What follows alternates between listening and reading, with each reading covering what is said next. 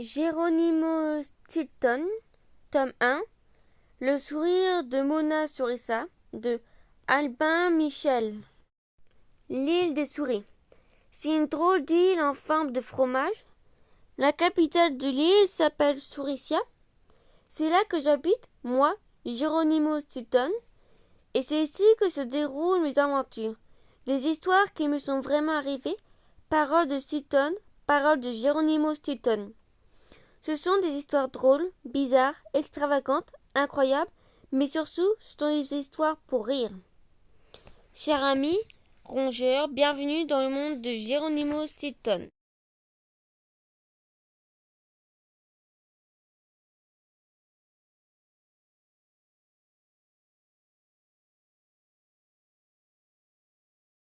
Je l'avoue, je ne suis pas une souris courageuse. En rentrant chez moi, ce soir-là, je compris vite que quelque chose clochait. Pourquoi ma porte était-elle entr'ouverte? Et pourquoi la lumière brillait-elle au premier étage? Sur la pointe des pattes, je trottinais le long du couloir obscur. En arrivant à la cuisine, j'avançais le museau avec précaution. Le réfrigérateur était ouvert. Des voleurs s'étaient introduits chez moi. Je frissonnais. Je l'avoue, je ne suis pas une souris courageuse, et les films d'épouvante m'ont toujours glacé le sang.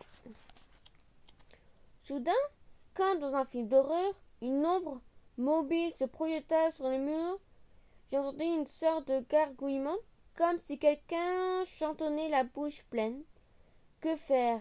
Glissant sur la pointe des pattes, je me dirigeai vers la porte pour aller appeler à l'aide.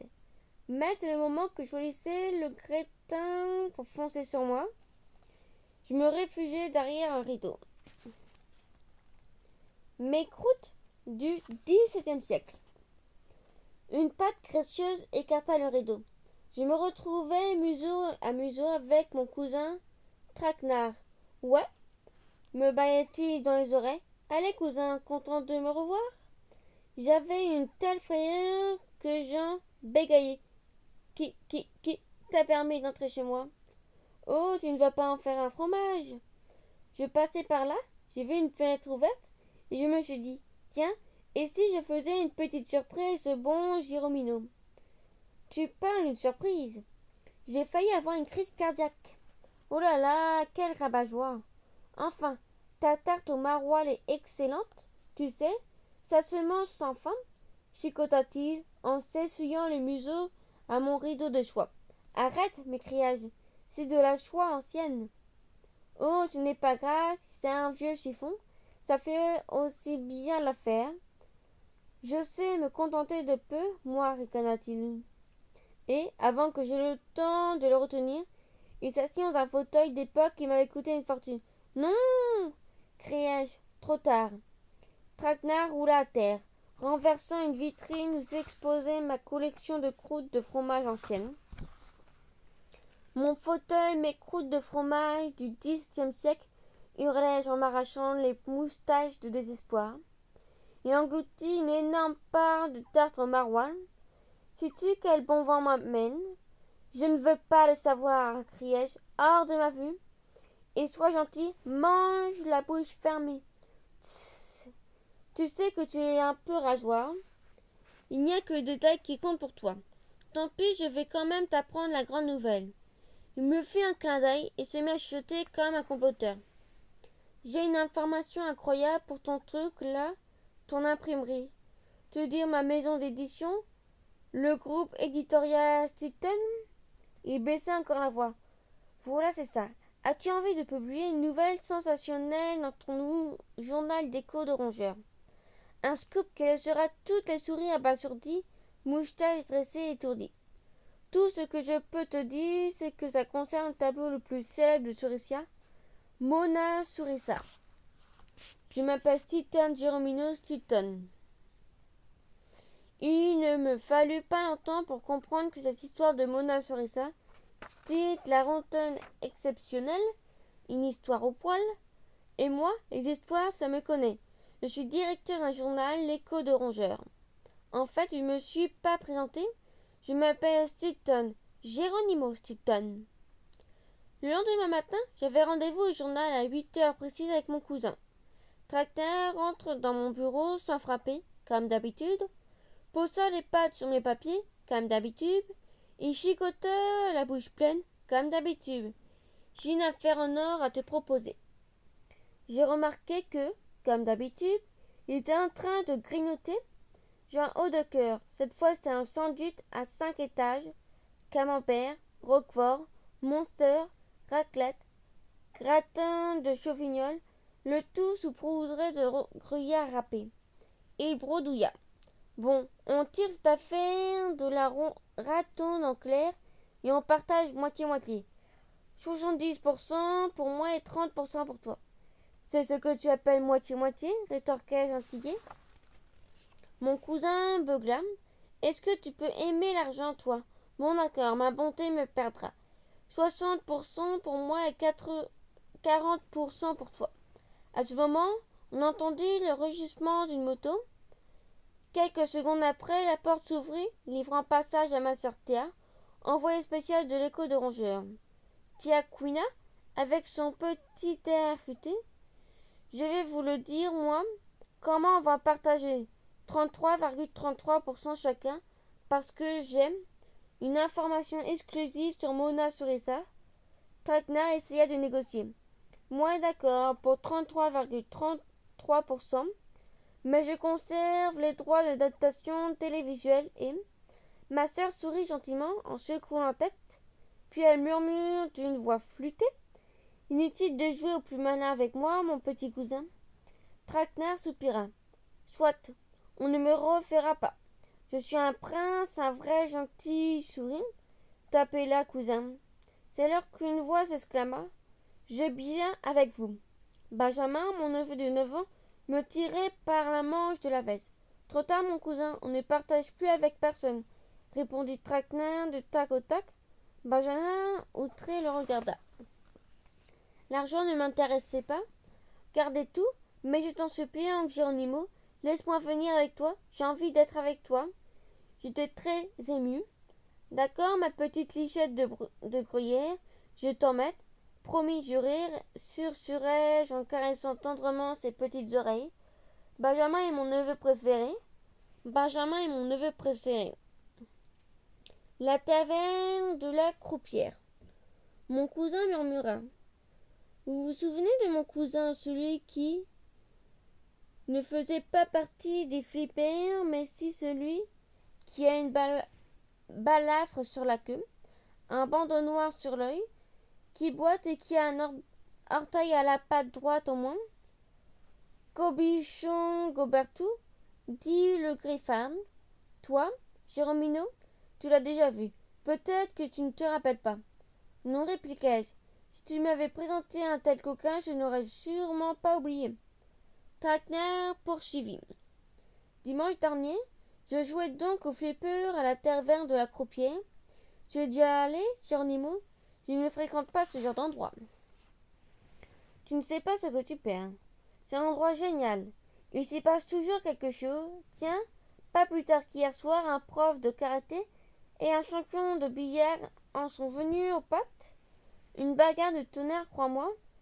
Le prof de karaté était très fort, mais l'autre lui a asséné des coups de queue de billard sur l'arrière-train, si bien que tu peux en venir au fait, dit Tia qui s'impatientait.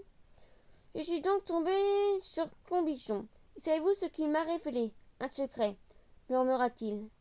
La sœur du cousin du voisin du beau-frère de mon concierge a appris d'un gardien de musée qu'il aurait envoyé Mona Surissa dans un laboratoire pour la soumettre à un examen au rayon X.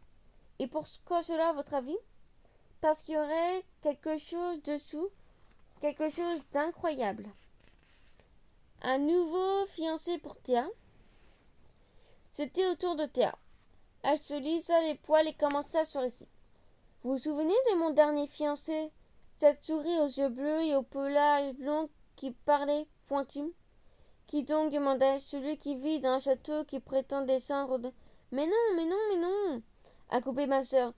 Celui-là, je l'ai plaqué depuis longtemps.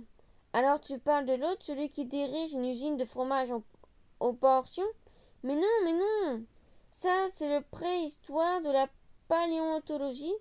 J'ai eu des fromages en portions, je l'ai largué il y a plus de 6 mois. Théa s'impatientait. Bref, mon dernier fiancé s'appelle Frick Tabioka. Il est un expert en tableaux auprès des musées. Il m'a dévoilé un secret. À l'occasion d'une restauration de Mona Surisa, il a découvert que le tableau cachait une autre toile. Il est en train de l'examiner au rayon X. Il fallait arrêter au rouge. Nous prîmes place au bord de la décapotable jaune de Théa. 9 minutes plus tard, la voiture s'arrêtait devant le musée dans un grand crisement de pneus. 9 minutes entre le journal et le musée, exultait Théa. J'ai battu mon record, couina-t-elle, en remettant à zéro le chronomètre de sa montre. Je vais faire une crise cardiaque, je le sens, dis-je en gémissant. Encore un trajet de cette allure, et je serai un rat mort. Il fallait arrêter au rouge. C'est obligatoire. Le camion est passé si près de nous que j'ai cru qu'il allait m'emporter la queue. Traquenard la congratula. Pas mal, pas mal. Sourisette. Bon, d'accord, j'aurais fait mieux.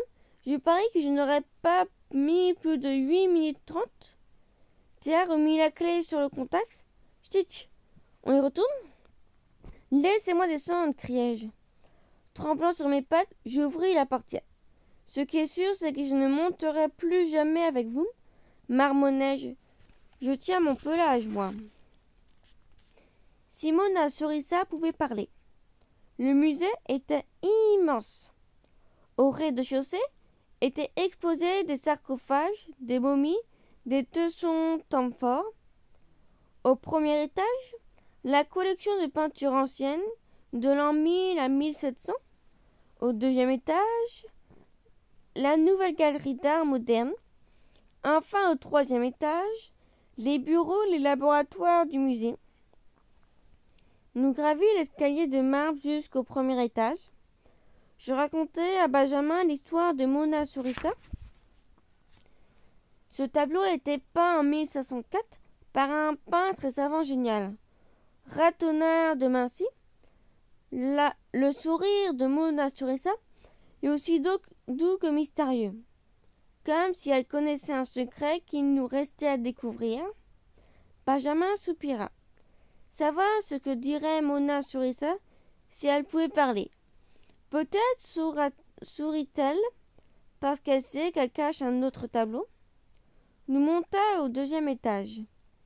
La galerie d'art moderne était toute en acier, de chrome et de verre. Ah ça, l'art moderne, ça change des vieilleries dont tu raffoles, murmura ma sœur avec un clin d'œil à mon intention. Vexée, je fis la sourde oreille. C'est alors qu'apparut une souris vêtue de noir, avec l'air d'un intellectuel, et portant de petites lunettes rondes perchées sur la pointe du museau. C'était le célèbre critique d'art chromatique, Chrome, qui me fut aussitôt antipathique. « Cher ami !» s'exclama-t-il, en se précipitant sur terre. « Cher ami !» exclama-t-elle en réponse, et ils se mirent à j'agacer. « Oh, cher ami !» imita Traquenard en lapant bruyamment un triple cornet de glace au roquefort, saupoudré de pépites d'amande. Nous ne sommes pas ici pour faire des rondes de jambes, mais pour travailler, marmonna-t-il de bouche pleine en se léchant les moustaches. Nous nous dirigeons vers le laboratoire du musée, lorsqu'une souris d'allure timide mais sympathique vint à notre rencontre. C'était Frick Tobiaka, le fiancé de ma sœur. Tiens, babilla-t-il avec un grand sourire. Quelle surprise! Où en sont les recherches dont tu me parlais l'autre soir? Lança ma sœur en préambule. Le malheureux rougit. Ce sont des informations très secrètes. Mais tu n'as pas de secret pour moi, mon chou, n'est-ce pas? Murmura-t-elle en lui tirant les moustaches pour plaisanter. Il devint écarlate d'émotion. Que veux-tu savoir? Tout, et tout de suite, répondit ma sœur. Eh bien, murmura son fiancé. Mais excuse-moi, qui sont ces gens?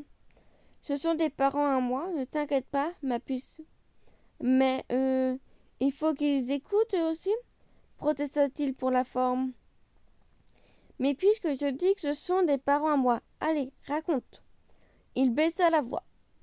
Eh bien, la semaine dernière, j'ai entrepris la restauration de Mona Surissa. J'ai prévu un échantillon de couleurs. Je me suis aperçu que sous le portrait se cache une autre peinture. Je l'ai examinée au rayon X, puis j'ai reconstitué à l'ordinateur les 11 détails que le peintre Rotanard de Mincy a dissimulés sous Mona Surissa. Frey ricana en sortant un CD-ROM de la poche de sa bouche blanche. Tout est là. D'un geste vif, Théa le lui chippa. C'est gentil de me le prêter, ma puce. Je te le rendrai la prochaine fois qu'on se verra. Ah bon? On va se revoir? Vraiment? Quand ça? Je peux t'inviter à un dîner ce soir si tu veux? Théa pinça la joue de Frick. Ce soir, demain, non, impossible. Mais la semaine prochaine, peut-être. À ce moment passa le directeur du musée, Cronzy de Pindore, une souris haute et maigre, à l'air distingué, portant un nœud papillon bleu, un gilet rouge, avec une chaîne en montre en or. De Pindore fit le baisement à ma sœur. Mes hommages, mademoiselle Stilton.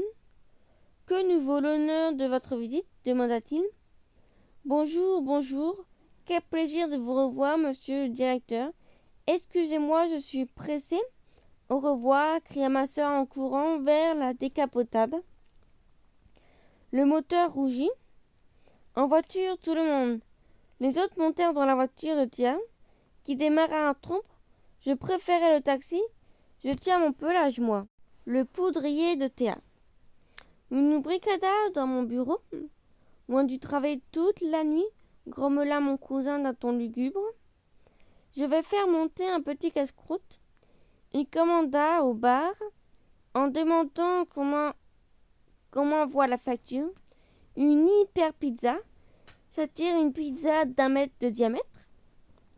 Pendant que vous y êtes, faites-en d'1,50 m. Je me sens l'appétit. L'entendis-je brailler au téléphone. Nous nous mîmes au travail. Tonton, laisse-moi faire, dit Benjamin. Il s'installa devant l'ordinateur, l'alluma et glissa le CD-ROM dans le lecteur. Sur l'écran se matérialisa la photo au rayon X que Frigg avait coloriée à l'ordinateur. Je vais l'agrandir, dit Benjamin.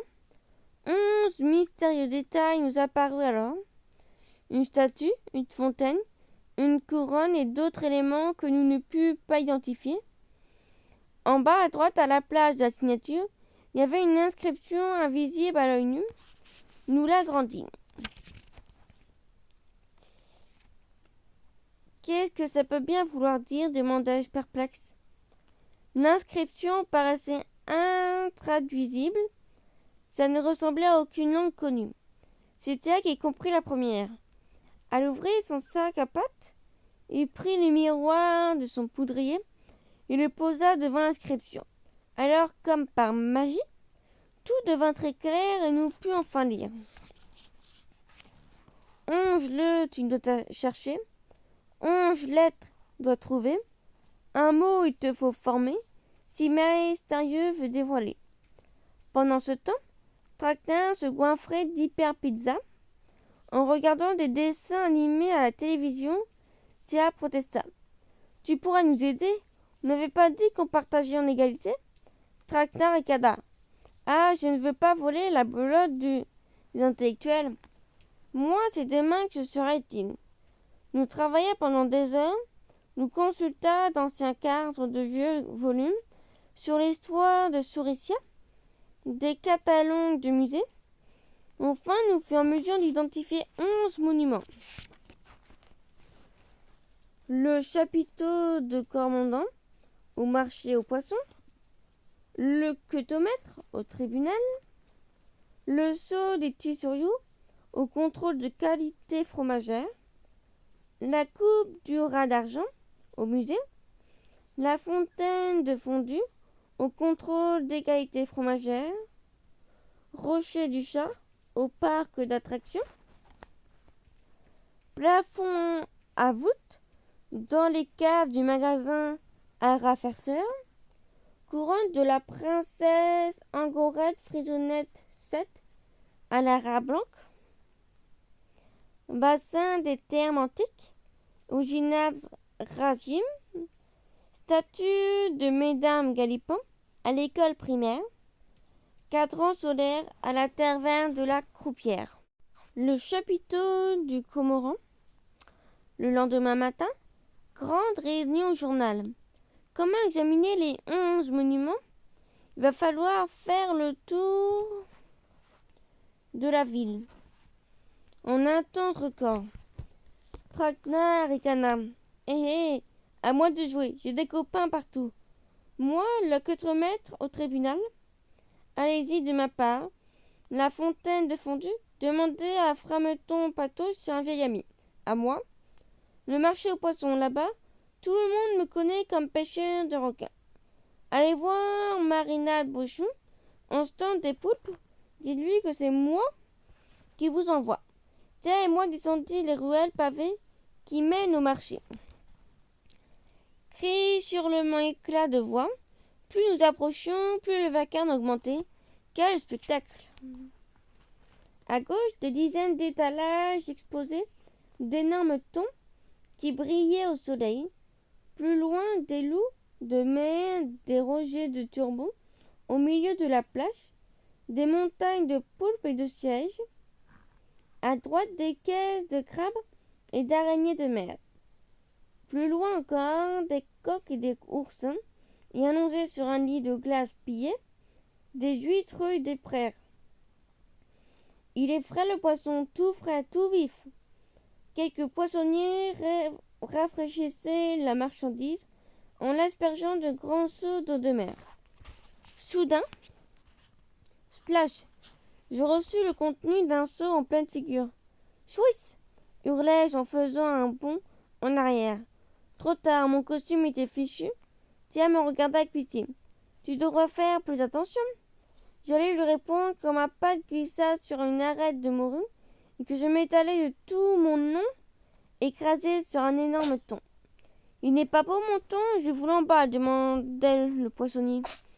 Non, gardez-le, votre thon, m'écriai-je en me relevant sous les moqueries de la foule.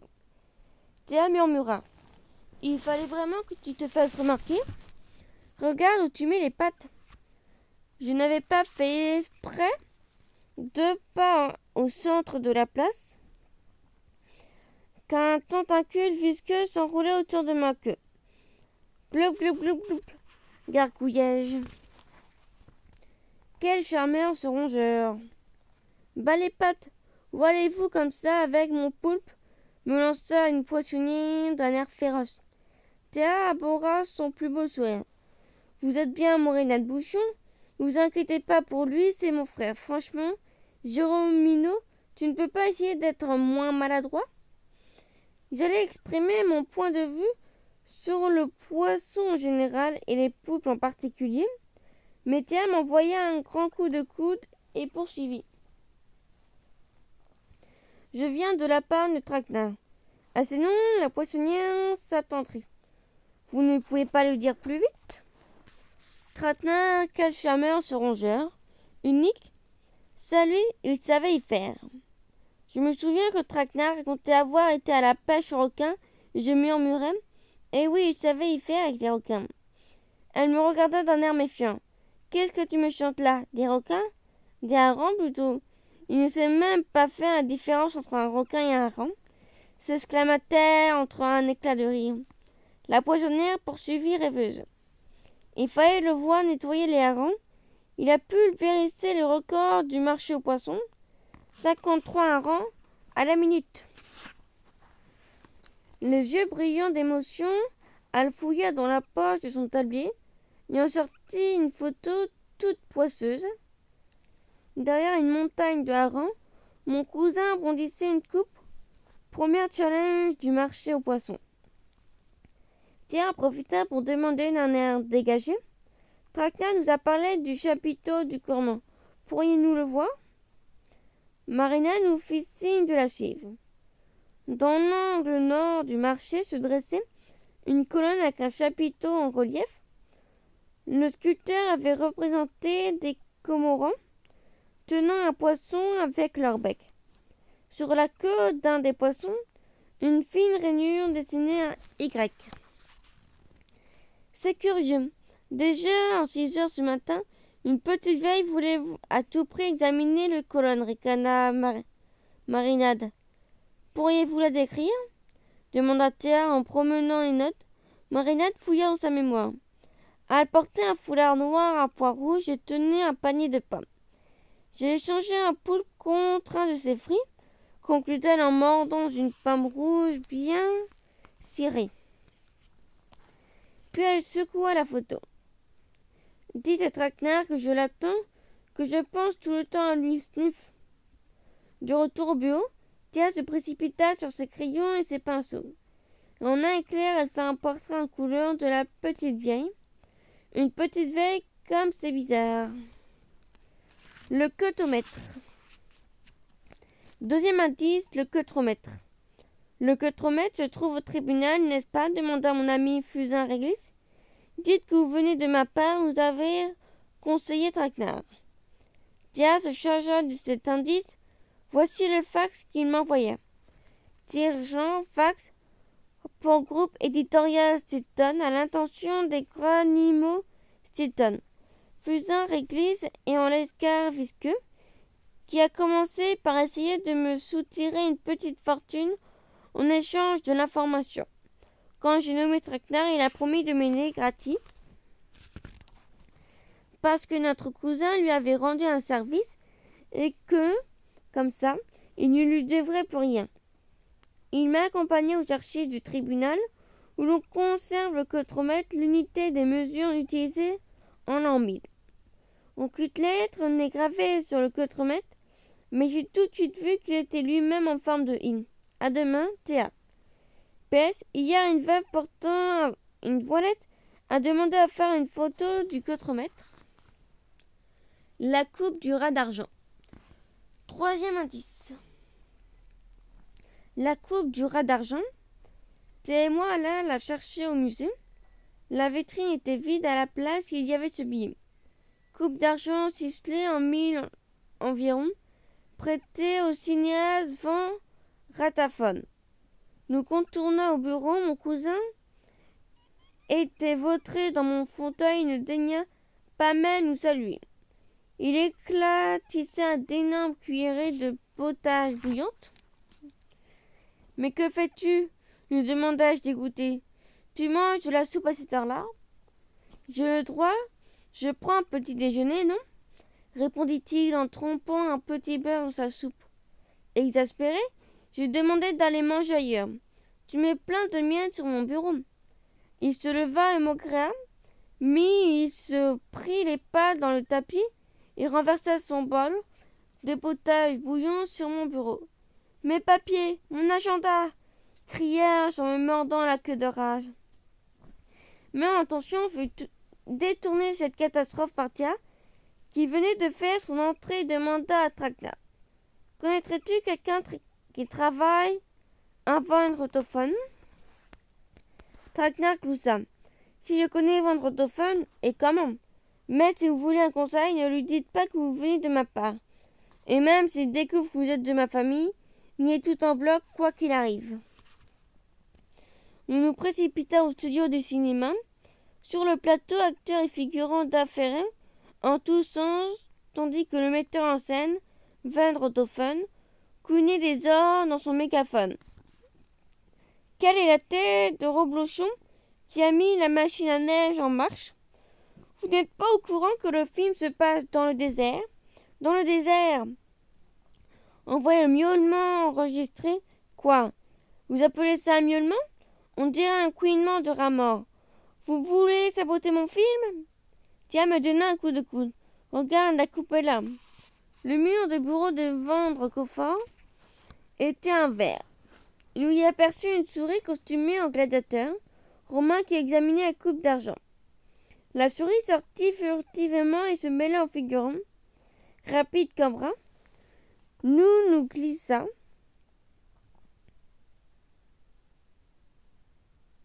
à notre tour dans le bureau, mais le cinéaste entra juste derrière nous. Bas les pattes de cette coupe. Qui êtes-vous? Inquiéta-t-il méfiant. Je répondis sans réfléchir. Je m'appelle Stilton, Geronimo Stilton, et voici ma sœur Thea Stilton. Elle me décocha un grand coup de patte dans les tibias, mais c'était trop tard. Il resta songeur un moment. Stilton, Stilton. Puis il changea brusquement d'expression. Serez-vous parent avec un certain tracteur, une souris courte sur pattes, tarapue au pelage noisette? Oh, c'est un parent éloigné, très éloigné. Il explosa. Voilà 2 ans que je le cherche. Il a fait sauter en l'air un gratte-ciel de 20 étages en 5 minutes avant que je ne commence à tourner la scène. Si je l'attrape, je le... En moins de temps, il nous faut pour le dire. Ma sœur et moi nous ruâmes sur la porte. Une fois dehors, Théa me pinça la queue en riant. J'ai eu le temps de jeter un coup d'œil à la coupe. Cette fois, la lettre est un H. Le seau et la fontaine. Traquenard nous attendit à la rédaction, les pattes posées sur mon bureau, et trempait des morceaux de sucre dans le pot de miel. Que fais-tu? demandai-je horrifié. Si tu savais comme c'est bon, tu veux goûter? Non merci. Bon, répondit-il avec une grimace de dégoût. À propos, tu es très demandé dans le cinéma, plus que demandé, recherché. Il ricana. Ah oui, détonateur de le gratte-ciel. Quel feu d'artifice! Si tu avais vu le museau du metteur en scène. Puis il soupira. Le 4e et le 5e indice se trouvent au centre de contrôle de qualité fromagère. Demandé de la part Frometon Patoche. Théa s'est rendue en voiture, je préférais le tramway. Je tiens mon pelage, moi. Nous nous retrouvâmes à l'institut où sont contrôlés tous les fromages de Suricia. Chaque fromage est examiné, mesuré, timbré, avant d'être commercialisé. C'est à l'institut que sont conservés l'ancien sceau de Caesarius, légendaire inventeur du fromage, et la fontaine de fondue. Une souris groussailleuse en blouse blanche vint à notre rencontre. C'était Frometon Patoche. Soyez les bienvenus, je vais faire la visite du laboratoire. Il nous conduisit dans un immense entrepôt où étaient empilés des fromages de toute qualité, de toutes sortes, de toutes dimensions. Partout, des souris en blouse blanche, s'affairaient et timbrées et à mesurer. Monsieur Frometon, nous sommes prêts à expédier un stock de reblochons fumés. Frometon prit un air solennel. Le reblochon fumé, dites-vous? Voyons voir, chuchota-t-il, en lisant le certificat de qualité. La mesure correspond aux normes. Puis à l'aide d'un instrument en laiton, il mesura le diamètre de reblochon. Bien, les mesures correspondent aux normes. Vérifions l'affichage. Il introduisait une longue baguette de bois dans un reblochon, puis la renifla d'un air expert. Affiné à cœur. Enfin, il consulta une table des couleurs. Parfait, ces reblochons sont d'un beau jaune, ambré bien régulier. Très professionnel, il signa la fiche et appliqua un coup de tampon. Ah, je croule sur la responsabilité, répondit-il en se lissant la queue. À propos, que devient Traquenard? Quand il était dégustateur ici, il travaillait sur un projet fascinant. Il voulait inventer le fromage synthétique. Théa jeta un coup d'œil à sa montre. Je suis navré de vous interrompre, Frometon, mais nous sommes pressés. Serait-il possible d'examiner le seau et la fontaine? Frometon conduisit au musée du fromage. Dans une vitrine, sur un coussin de velours, reposait un seau d'argent qui portait en relief la lettre T. Puis il nous accompagna dans une cour intérieure où se dressait la fontaine. En son centre, la déesse de la fortune, saupoudrée dans la patte droite, une canne d'amandin d'où s'écoulait du Beaufort fondu. Tia a pris plusieurs photos. La lumière est parfaite, conclut-elle, ravie. Cependant, ils examinaient la fontaine de plus près. Je ne voyais aucune lettre. C'est Benjamin qui me fit remarquer la guirlande décorant le tour de la vasque. On dirait des P à la queue leu. Je sortis un carnet des notes de ma poche et écrivis. Demain, j'irai au parc d'attractions pour chercher la lettre suivante. PL. Frometou nous a raconté qu'il avait remarqué un type qui rôdait hier matin en drôle de pantalon à fleurs et l'après-midi un autre avec un maillot rayé blanc et rouge. Eux aussi examinaient les indices. Le rocher du chat. 6e indice. Au parc d'attractions, demandait mon ami Cervelas queue tranchée, dit Grain Double. C'est le propriétaire du Grand 10. Nous avait conseillé Traquenard. Quand nous arrivâmes à la fête foraine, il était déjà 6 heures du soir. Les lampes s'allumaient de la colline éclairant le grand roue panoramique, les manèges, les autotamponneuses. Benjamin était surexcité. Allez, tonton, on commence par un tour de manège ou tu m'achètes du popcorn, s'il te plaît. Et puis j'aimerais bien jouer au chamboule-tout pour gagner un poisson rouge. L'ami Traquenard était aussi sur un tonneau de hareng et comptait ses sous en les empilant. Quand il nous vit, il nous proposa en grammonnant un plein tarif ou un demi-tarif.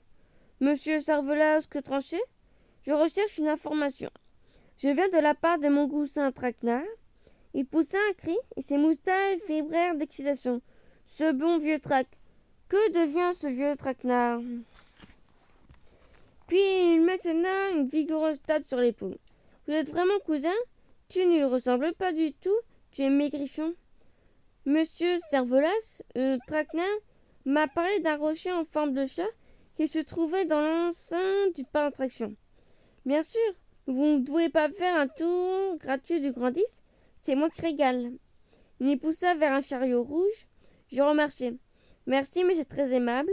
Mais nous sommes pressés, ce sera pour une autre fois. Benjamin me tirait par la veste.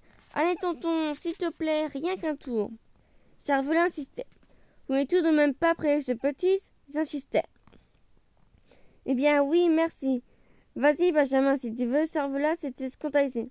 Je rêve vous laisser tout seul, un si petit souriceau. Puis il ouvrit la portière du chariot et me fit un croche-patte. Oh là, en voiture, Arthur. C'est confortable, non? Attachez vos ceintures, attention au départ. Et le chariot s'ébranla sur les rails du Grand 10 à l'assaut de la première montée.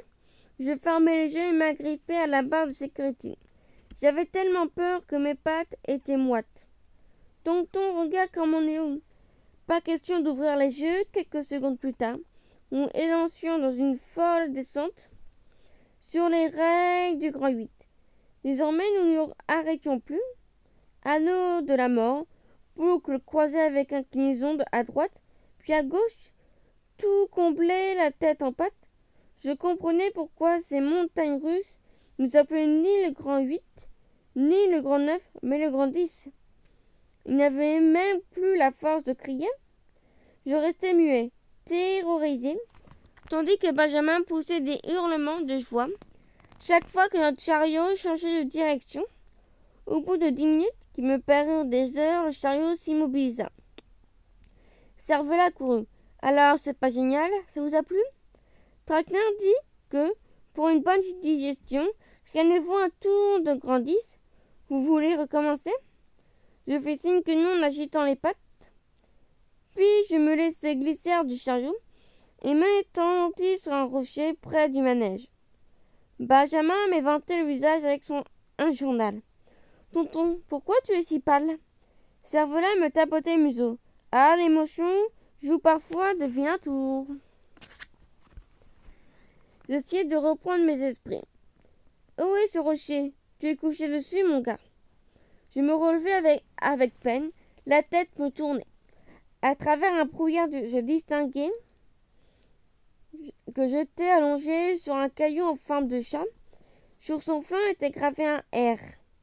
Comme un rêve, j'entendis Cervelas raconter à Benjamin que la veille, une souris déguisée en clown s'était intéressée au rocher du chat.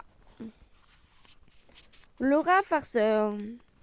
Le lendemain matin, en arrivant au journal, je trouvais Traquenard les pattes sur mon bureau qui grognaient des pop-corn au fromage. « Alors comment ça s'est passé au Luna Park ?» demanda-t-il. « Cervelat m'a téléphoné. Il dit que tu manques un peu d'estomac. J'ai l'impression que tu m'as pas fait honneur. »« Laisse tomber, répondis-je. Où dois-je aller maintenant ? Le 7e indice se trouve au magasin de farce et attrape, au rat farceur, 11 rue l'Esterin. Le propriétaire est un ami. Cette fois, j'y allais seul. Je ne tardais pas à trouver l'enseigne au rat farceur accroché au-dessus de la vitrine du magasin. J'ouvris la porte vitrée et j'entrai. Je poussai un cri d'épouvante. Un énorme chat en peluche suspendu à un élastique brinque-ballait au-dessus de la tête du client qui entrait. Derrière la caisse, le propriétaire, Batifal pénible, un rongeur grassouillet, en pantalon rayé rouge et bleu, se tordait de rire. « C'est pas mignon cette blague-là ? Mais je vous en prie, prenez un siège, poursuivit-il, en m'indiquant un tabouret surmonté d'un coussin rouge. J'allais m'asseoir, mais mon derrière avait à peine effleuré le coussin que j'ai hurlé. Une tapette à souris, cachée sous le tissu, m'avait pincé la queue. « Hi !» ricana-t-il sous ses moustaches. « Voilà bien, je vous trouve très pâle. Tenez, prenez donc un morceau de fromage. »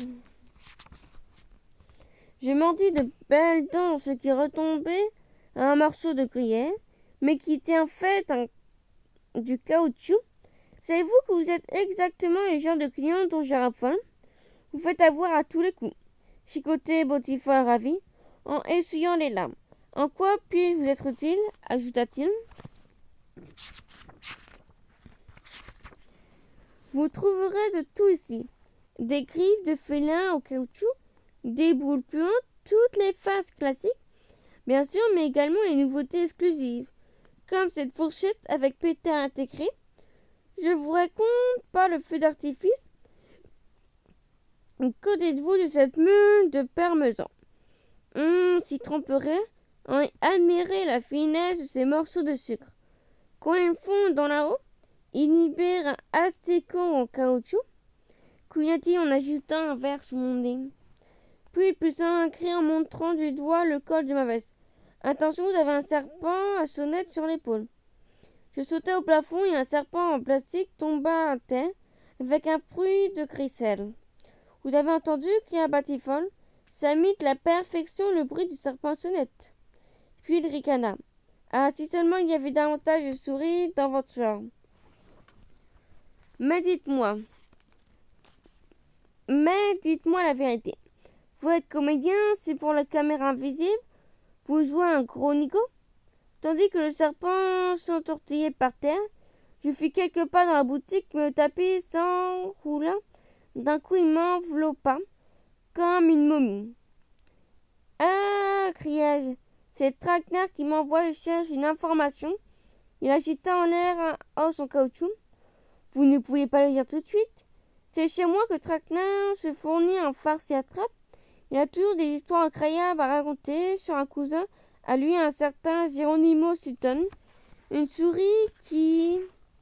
C'est moi, chicotage, entre mes dents. Je dois examiner le plafond de votre cave. » Le rongeur ricana. « Qu'est-ce qu'ils ont tous à s'intéresser à ma cave ?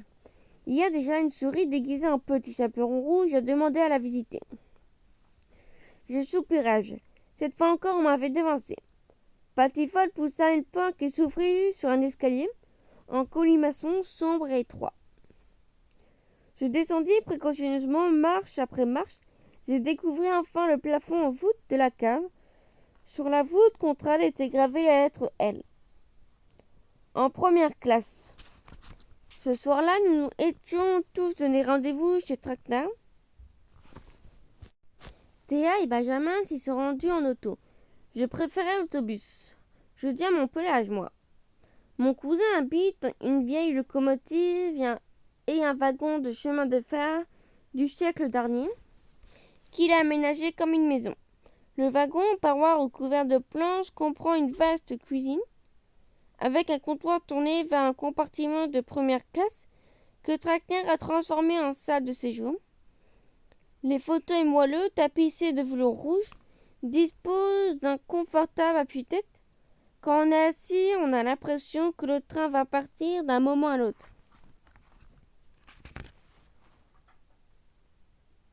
Traquenard a installé sa chambre dans la locomotive. Il a de drôles de petits lits superposés qu'il abaisse en faisant jouer un ressort.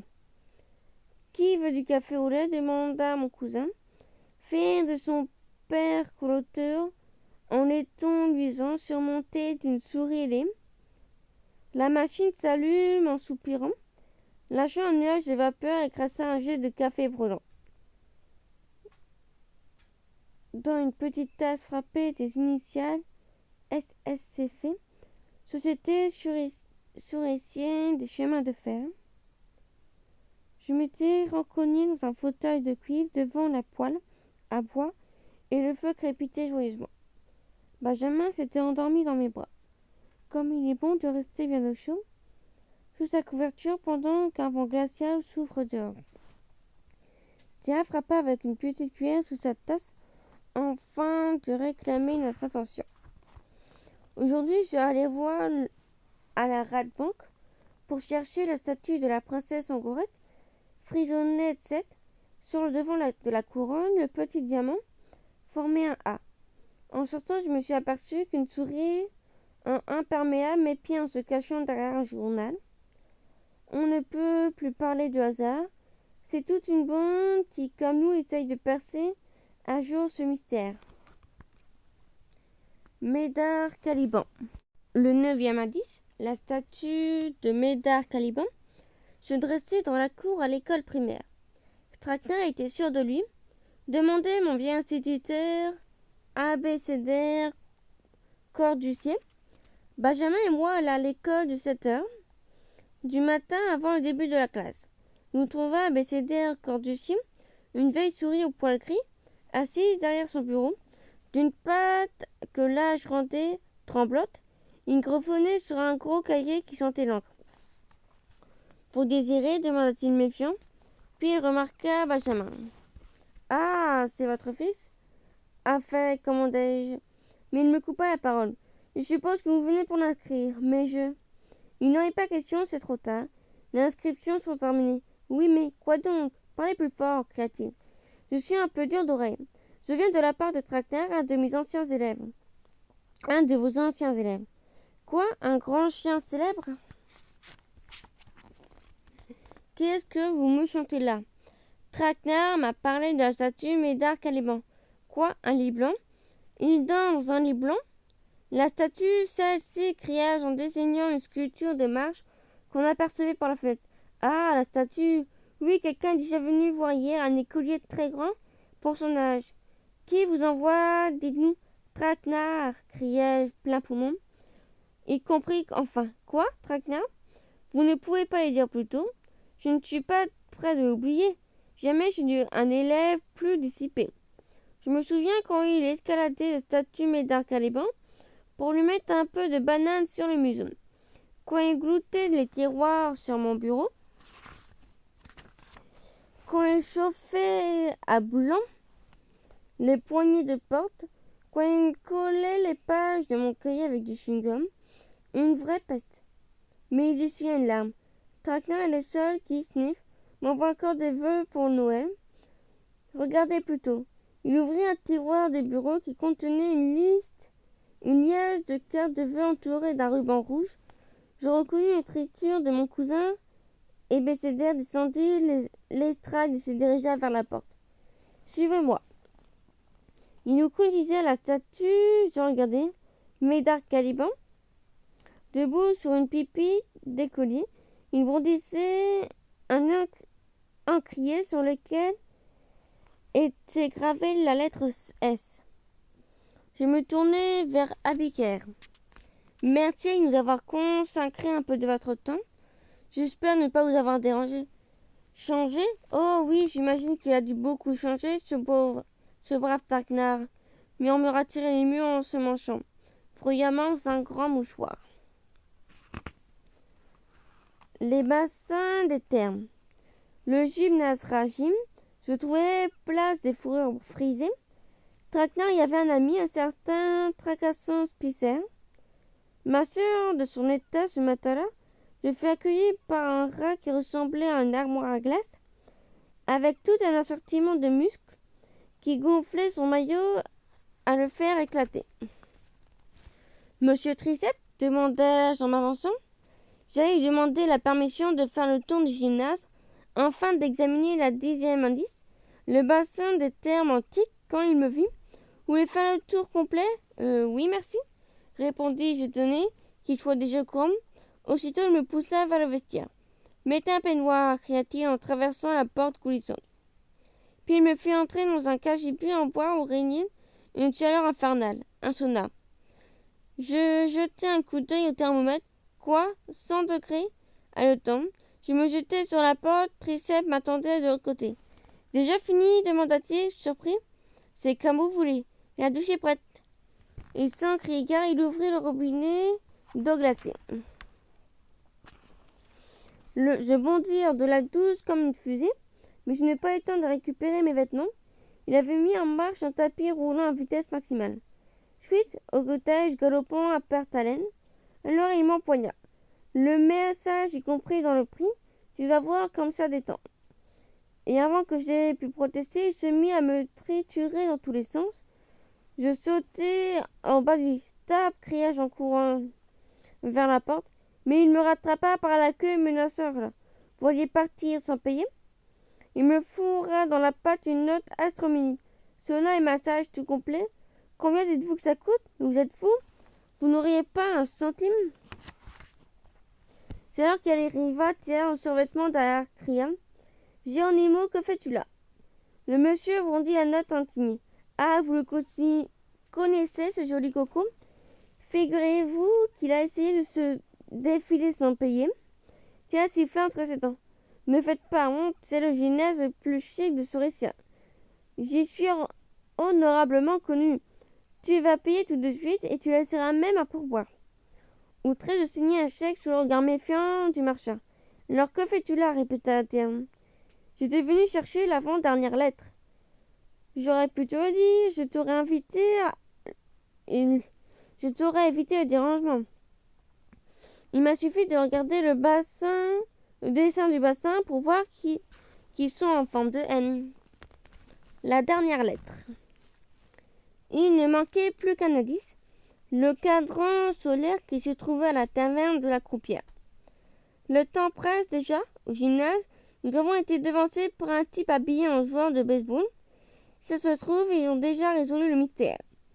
Il faut courir à la taverne pour découvrir la dernière lettre. Qui se dévoue ? Traquenard et Canaille déplia une feuille en papier.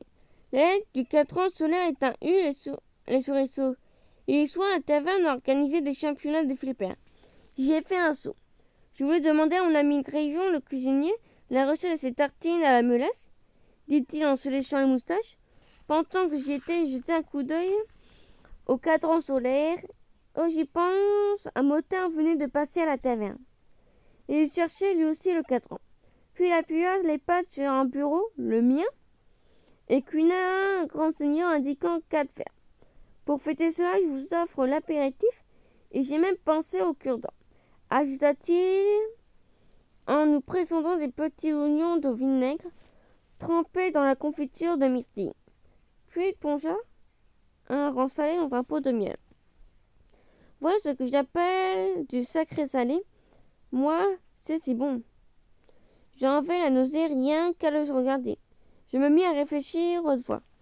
Bon, l'inscription disait 11 lieux tu dois chercher, 11 lettres tu dois trouver, un mot il te faut former, ce mystère veut dévoiler. Les lettres tourbillonnaient de plus en plus vite dans mon esprit. Y, I, H, T, B, R, L, A, S, N, U. Plongé dans mes réflexions, je pris un verre machinalement et l'avalai d'un coup. J'entendis Traquenard qui bégayait. Géronimo a bu tout mon Mike Shake au piment rouge. Toujours si distrait celui-là. Au début, Je ne sentis rien, puis soudain mes yeux jaillirent hors de leur orbite. J'ai l'impression que mes oreilles crachaient des jets de fumée. Peut-être est-ce l'effet du piment rouge, mais un mot s'imprima brusquement dans mon cerveau. Labyrinttus. Labyrinttus. Bah oui. Bredouillais-je, Labyrinttus, la bibliothèque labyrinthe de la légende. J'ai lu ce nom dans un très vieux manuscrit de Sourissa de Coincy appartenant à ma collection. Que t'arrive-t-il? C'est le primant qui t'échauffe la tête? Demanda Traquenard. J'allais chercher le manuscrit, le feuilleté fébrilement Eureka. J'en étais su, puis j'ai lu à haute voix. L'édite bibliothèque nommée Labyrinttus s'est levée au camp de la ville. Elle avait 1000 couloirs et plus, si bien qu'on ne pouvait être sûr, en y entrant, de retrouver la sortie. 1000 était le couloir, mais les livres étaient 7000 fois 1000. Étant donné que la grande guerre contre les chats menace notre ville et attendant que le peuple des souris retrouve le sourire, moi, Rouissard de Coincy, j'ai camouflé le Labyrinttus qui était là, il n'y a plus, et il sera peut-être de nouveau un jour. Le cœur de la vieille ville, ça pourrait se trouver, place de la pierre qui chante, m'exclamai-je. Je sais où c'est, allons-y vite. Suivez-moi, cria Théa, attrapant en vol les clés de sa décapotable. En sortant en bas des courses, mes 3 compagnons partirent en voiture. Je préférais la bicyclette. Je tiens mon pelage, moi. La pierre qui chante. La plage de la pierre qui chante est l'une des plages anciennes de la ville. Personne n'a jamais compris pourquoi on lui avait donné ce drôle de nom. En son centre se dresse un très grand obélisque qui semble défier le ciel. La place est ronde et pavée de pierres. À notre arrivée, elle était déserte. J'étais très émue, j'essuyais les verres de mes lunettes et regardais autour de moi. C'est sûrement par ici, je le sens. On va gagner. Nous retissa toute la place, à la recherche d'indices qui nous mettent sur la voie de Labyrinttus. Les heures s'écoulaient, mais nous ne trouvons rien. Me serais-je trompé? Mon cousin hochait la tête et léchait une sucette en reblochant. Il n'y a rien à voir ici, marmonnait-il, grincheux, et désignant la place déserte. Je te l'ai dit, c'est le piment qui t'a échauffé la tête. Pourtant, c'est sûrement par ici, Labyrinttus, Labyrinttus, répétai-je comme une formule magique. Que cachait ce mot? Traquenard lécha ses doigts poisseux et traîna. Il faut te faire une raison, Géronimo. Il n'y a aucun Labyrinttus, aucun, tu comprends? Je refusai d'abandonner la partie. Je suis sûr que la solution est à portée de patte, murmurai-je, les moustaches vibrantes d'émotion. Théa s'assit à côté de Traquenard. J'ai ri, si on laissait tomber et qu'on allait se coucher. Pendant un instant, je doutais moi aussi. Je poussai un soupir et m'assis aux côtés de ma sœur. Décourageux, seul Benjamin refusait de baisser les pattes. Si oncle Géronimo dit que Labyrinttus est ici, et il est ici, répétait-il têtu. Traquenard pouffa. Regarde autour de toi, mon neveu. Où sont les Labyrinttus? Moi, je n'en vois aucun. Tiens, pour qu'on en soit sûr, dit-il en se levant, je vais aller jeter un coup d'œil tout en haut. Il commença à escalader l'obélisque, aussi agile qu'un félin. Hop, hop, chicotait-il tout joyeux. Vous ne pouvez pas imaginer la vue qu'on a ici. Traquenard, descends, c'est dangereux, crions-nous. Descends tout de suite. Mais il n'écoutait pas et continuait son ascension. Toujours plus haut, au bout d'une minute, qui parut une éternité, il ira au sommet de l'obélisque. Il n'y a pas de Labyrinttus. Du haut de l'obélisque, Traquenard se mit à crier à tue-tête. Il n'y a pas de Labyrinttus. Intus. Nous regardâmes stupéfaits. Mais que se passe-t-il? C'est l'écho. Je comprends pourquoi la plage s'appelle la pierre qui chante. L'écho continuait de plus en plus fort. On avait vraiment l'impression que la plage chantait. L'écho du mot labyrinthius résonnait sur la plage si fort que le sol en vibrait sous nos pattes. Un tremblement de terre créa Théa, tandis que Traquenard descendit de l'obélisque. Ce n'est pas un tremblement de terre. La place est en train de basculer sur elle-même. Vite, éloignons-nous, s'écriai-je en attrapant Benjamin par la patte. Nous courûmes à perdre haleine, pendant que le sol s'inclinait. Théa et Traquenard nous rejoignirent. Ils étaient à bout de souffle eux aussi. Quel spectacle, criait ma sœur en prenant des photos en rafale. La place a presque totalement basculé. Malgré l'obscurité, j'ai pu distinguer ce que la plage avait caché pendant des siècles. Un bâtiment long et bas en pierre grise, Labyrinthius. Nous attendions que la place s'immobilise et nous approcha de Labyrinthius. Nous poussa une porte de pierre qui s'ouvrit sans un bruit. Devant nous s'étendit un réseau de couloirs qui paraissait sans fin. Les murs étaient recouverts de bibliothèques bourrées de livres. En pénétrant dans ces salles obscures, où aucun rongeur n'avait mis le museau depuis des siècles, j'en frissonnais. Benjamin se serrait contre moi. Ne me lâche pas la patte, tonton, j'ai trop peur de me perdre. Théa avait hâte d'explorer le labyrinthe.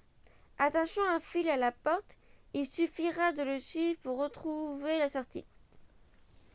Excellente idée, dit Traquenard, en tirant un fil qui pendait de ma précieuse écharpe en cachemire verte. Et hop, cria-t-il, avant de s'élancer dans le labyrinthe sans lâcher le fil. Arrête, arrête, hurlai-je. Trop tard, mon écharpe avait déjà été réduite en un long et très long fil qui se dévidait dans les couloirs du labyrinthe. Je m'assis par terre désespéré. Je l'aimais bien, moi, cette écharpe. Benjamin me fit un bisou. Ne te fâche pas, tonton, je te donnerai la mienne. Elle n'est pas en cachemire, mais elle est verte comme la tienne. Je le serai fort contre moi. Benjamin est vraiment mon neveu préféré. Nous entrâmes dans le labyrinthe en suivant le fil. Au passage, j'examinai les volumes sur les rayonnages. Il n'y avait que l'exemplaire très rare, unique. Je pris un livre, un autre encore. Je l'ai épousseté en soufflant dessus. Je dépliai délicatement un parchemin couvert d'une écriture pleine de fioritures. Un cachet de cire avait été apposé près de la signature. Je feuilletai avec soin les pages, jaunies par le temps, d'un grand volume dont le titre était écrit à l'encre dorée et qui racontait l'histoire de Souricia. Puis j'admirai les délicates miniatures d'un petit livre relié à soie rouge. Mémoire de Tartarin, Tarabiscotte, fondateur de Souricia. Benjamin lisait en même temps que moi, émerveillé. Nous enfoncions dans le labyrinthe. Les couloirs étaient de plus en plus sombres. Il était désormais impossible de savoir par où nous étions entrés. Maintenant, je dirais qu'il faut tourner à droite, marmonnait Théa en regardant autour d'elle. Mais j'aurais juré au contraire qu'il valait mieux tourner à gauche. Mais quand je voulus retourner sur mes pas, je ne réussis pas à m'orienter. Les couloirs se ressemblaient tous. Heureusement qu'il y a le fil. Nous l'enroula en une grosse pelote et retourna sur nos pas. En retrouvant la sortie, nous passâmes un soupir de soulagement, mais soudain, cric, croc, je sursautai, un intrus. Je poussai bientôt un nouveau soupir de soulagement. C'était Traquenard qui grignotait une chips. Mais quelques minutes plus tard, j'entendais un grissement. Cric, cric, cric. Mon cousin agita la sachet de vide sur mon museau. J'ai fini les chips, chuta-t-il. La porte venait vraiment de s'ouvrir. Quelqu'un entrait. Crache le morceau, vieux crapaud. Nous cacha derrière une bibliothèque. Théa éteignit sa lampe de poche. Chut, ne faites pas de bruit. Une nouvelle fois, la porte grinça. Dans le noir le plus complet, quelqu'un entra sur la pointe des pattes. L'inconnu s'avança à tâtons, puis alluma une torche. Une ombre se projeta sur le mur. Traquenard murmura: je vais lui faire sa fête à celui-là, tu vas voir ce que tu vas voir. Mon cousin bondit et saisit l'inconnu par la queue. Je le tiens, tête de cancouillotte. Je vais enfin savoir qui tu es. Thierry alluma sa lampe de poche et, comme une seule souris, nous jaillit à notre tour de derrière le rayonnage. Oui, moi aussi, je veux savoir qui tu es. Demi-portion de souris. Rat raté, rat d'égout à la gromme, cria ma sœur. Elle dirigea les fuseaux de sa lampe sur l'intrus. Les lumières éclairèrent un long museau pointu, des moustaches blanches et des lunettes en monture d'or. Je restai abasourdi. Le directeur du musée? Je n'en revenais pas. Craintif de Pandore, que Traquenard tenait encore fermement par le cou, essayait de dire quelque chose en gesticulant désespérément. Tu vas parler, vieux crapaud, crèche le morceau. Où sont tes complices? Ne fais pas semblant d'avoir la tête dans les nuages, criait Traquenard en lui tirant sur les moustaches pour le faire avouer. Laisse-le, Traquenard, j'ai l'impression qu'il a quelque chose à dire. Grandy avala sa salive avec difficulté et brouilla: tableau, charge, autorisation. Quoi? Chicota. D'une poche de son gilet, Grandy sortit un papier couvert de tampons et le tendit à ma sœur. Par la présence, le grand conseil de la ville de Souricia charge Grandy de Pintor, directeur de musée, d'enquêter secrètement sur la peinture cachée sous Mona Souricia, enfin d'en percer le mystère. Je pris le papier incrédule. Quoi? Le grand conseil? Grandy s'éclaircit la voix et nous expliqua tout. Quand Frick Tabioca a découvert qu'un autre tableau était caché sous Mona Souricia, j'ai tout de suite compris l'importance de la trouvaille. Surtout, il ne fallait pas l'ébruiter. J'ai parcouru sur les ciels le long en large à la recherche des 11 lettres. Ça n'a pas été une mince affaire. Ce soir seulement que j'ai compris que le mot-clé était labyrinthe. Traquenard grommela. Eh bon, il faut que je le rush, non? Grandy poussa son gilet et ajusta ses lunettes sur son museau. Savez-vous que vous avez de la poigne, Chorizo? Murmura-t-il en massant son cou. Traquenard n'était pas convaincu. Et les autres, qui sont-ils? Demanda-t-il en agitant un papier avec les portraits robots des 11 souris suspects. La veuve, le clown, le joueur de baseball, le motard. Qui sont les autres? Où sont les autres? Grunzy sourit.